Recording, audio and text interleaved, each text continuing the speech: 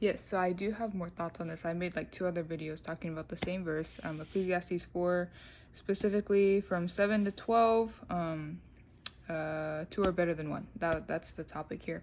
But yeah, so I was talking about how you're isolated, and then you become part of a crowd, or you're like around people for the first time. It's like, for me, I was just learning how to socialize, at such, an older age, because I wasn't a kid anymore. I was more in like my 20s. I was finally learning how to properly socialize with people, and I was learning how to like make my way around bigger crowds, and the Lord was really teaching me and growing me in that way.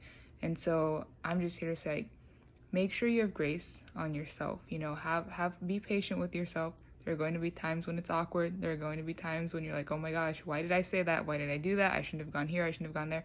You have to have grace, be patient, and always go back to the Lord.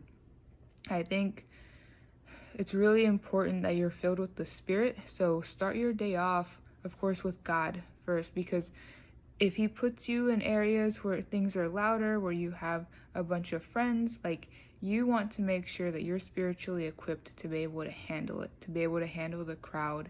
And it's part of having caution. It's part of being wise, because we have a real enemy out there, and things can get loud, things can get busy, things can get chaotic, and the Lord just wants you to be sober minded, and He wants you to have this clear spiritual mindset, so that you know what is of Him and what is not of Him, and so you don't get lost in the busyness of the world, because the world doesn't stop.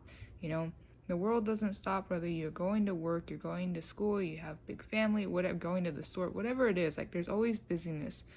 And so as Christians, like, we have to have that clear mindset. We have to have that, like I said, the sober mind, meaning like you have to be alert in some way spiritually, and you want to have that lens where you're seeing the Lord in each situation, where you know that He's still there, and you don't want to get caught in the world's lies, because the world is always throwing different ideas at you from everywhere, not just from people like in real life around you, but from social media, from TV. Like, things are constantly being preached at us.